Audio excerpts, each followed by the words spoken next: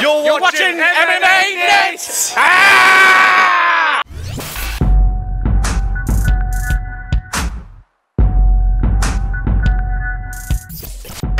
Sebastian Miller Martinez, MMA Net, here at the O2 Arena in London, standing with 3 British fans. Lewis Watt, Mike, John Ferguson. And they've all made it here after the weigh-ins for UFC Fight Night London. And tomorrow night here at the same arena, Alexander Gustafsson faces Jimmy Manuwa in the main event. Alright boys, I'm pretty excited for a fight. It's a big fight, right? Yeah, big fight, man. The weigh-ins look good, both guys looking in shape, you know. Gustafsson coming off that last fight against John Jones, you know, it was a real close fight, you know, considering what way that could have gone. Could be different for this card, you know. He could have been fighting a different opponent, you know. So it's exciting to see what he can do, you know. And what do you guys think? Gustafsson, he's a favorite here. Manuwa's a bit of an underdog. What do you think? Who's going to win? It's I don't know. Your brain says Gus, but you can't write off Jimmy. You know, he's undefeated. He's got a lot of knockouts, good skills. He's got that jinx of injuring fighters, you know, so there's always that element, like, you know, and, you know, it's a real opportunity for him, you know, to, you know, he's at the centre stage, you know, and I can't see it hurting his career, whatever happens, you know. And as for Gus, he's got everything to lose, really. You know, he's got himself in a position where, in some people's eyes, he's the world champion. Just needs one more fight to prove it, and this could trip him up, you know, so sticky situation for him, you know, but... Absolutely. Gustafsson has everything to lose, Manuwa everything to win. What do you think? Who takes that fight? Gustafsson, for me, all-round better fighter. Is wrestling, especially with Phil Davis training up at Alliance MMA in San Diego. Just for me, Jimmy Manuwa, the muscle mass, I think, in the later rounds, fatigue will kick in. Happened in the Ryan Jimmo fight. Sadly, Ryan Jimmo got injured. For me, Jimmy Manuwa's sting went out of his shot a bit. I think Gustafsson's just all-round, just got a bit more. I think if Jimmy Manuwa was in the sport maybe 5 years ago, you know, if he like started getting in the UFC 5 years ago, a bit more skill, he'd be better. But I think Gus is just too good. It's too good. Definitely second best light heavyweight. John Jones top at the moment, but in that fight, like you say, I think Gus won it in the John Jones fight. I think second time round, no reason why he can't beat him. What do you guys think about the rest of the cards? There's a lot of British fighters, a few foreign ones, and definitely a few exciting matchups. Any other fights you guys are looking forward to? Yeah. Brad Pickett, first time as a flyweight, only current guy contracted to the UFC who's going to win over Demetrius. So you know what I mean. There's a potential rematch there for Demetrius. So I'm sure you'll be watching. Like Gunnar Nelson, big fan of Gunnar Nelson. I think he's a potential champion for the future. Like, love how he fights, very calm and calculated, doesn't make mistakes. Great stand-up as well. Like, you know, his striking's, you don't see a lot of it, but he's pinpoint. Like, you know, he's brilliant.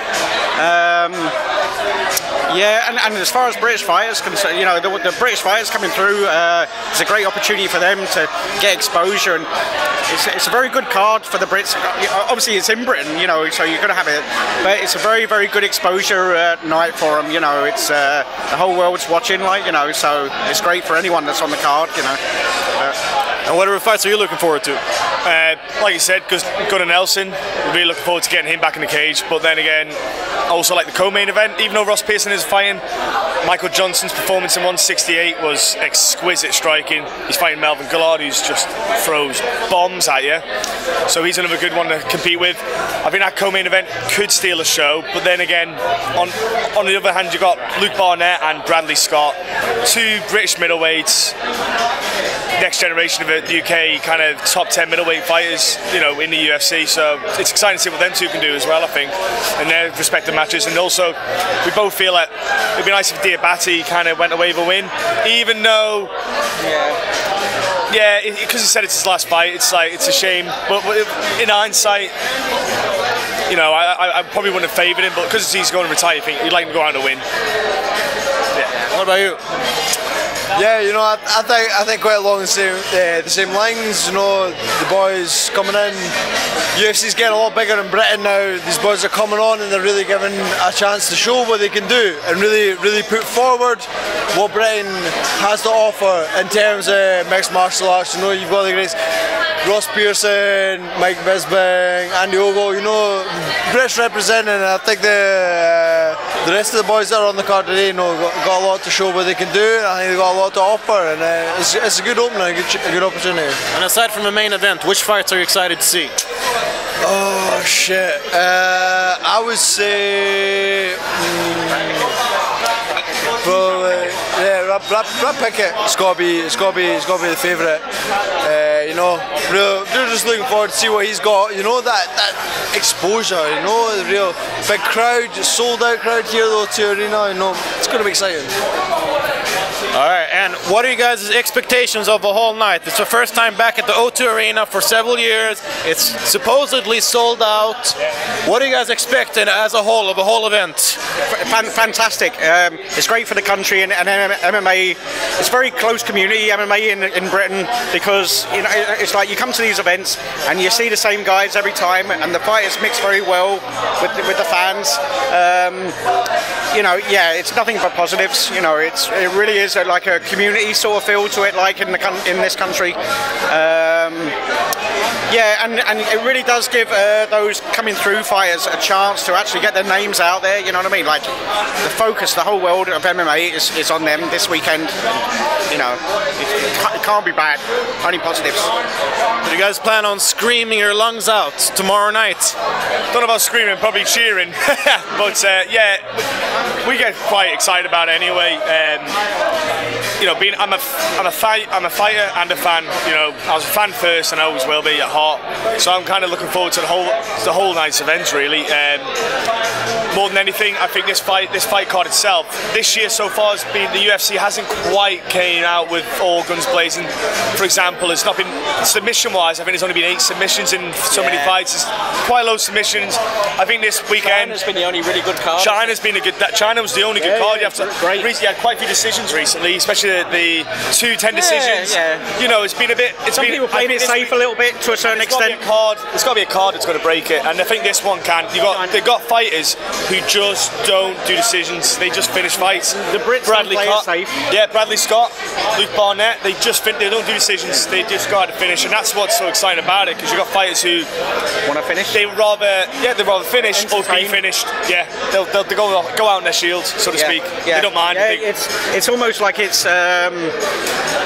They're more interested in entertaining and sort of getting those cheers rather than getting the win. Obviously, they want to win. Everyone wants to win, but they want to hear that. They want to have the loudest cheer that night. You know what I mean? You know, it's like you look at Brad Pickett.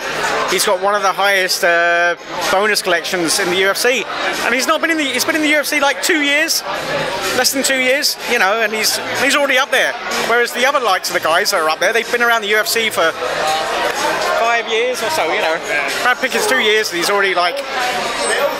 Is he on about 10? Is he? No, he's on a few. He's one of the best. He's one of the more exciting fighters. Dana loves him because he throws bombs. He wants to finish it, and he's got a chin. When he fought Farrell, oh my word, those bombs! Oh. And the likes of Luke Barnett, you can really see his improvement in the game. I mean, in the tough house, yeah, you know, he looks ill, but now he's really sort of like, you know what I mean? I think he's like found his feet and really realises that he can, you know, make some noises in the UFC, like, you know. And his last fight was unreal. Oh yeah, Manchester. Oh, really clinical. I mean, we were at Manchester I actually thought he had been given a really hard task in his last fight, and he made it look simple. Shut him down. You know, fantastic. It was very impressive. He's a nice person as well. Yeah. You know, that's the thing. You talk to these guys, and you think you've spoken to them like half your life. You know, you're really welcoming. Support them more, especially when they're more humble. Yeah. And it's just it's great. The whole atmosphere is great. Anyway. I'd say the atmosphere overall for the whole event is looking really great. Fans are excited, both British and Swedish alike. So we're very much looking forward to it tomorrow. Here at the O2 Arena, where Alexander Gustafsson faces Jimmy Manuwa in the main event for UFC London. Thank you very much.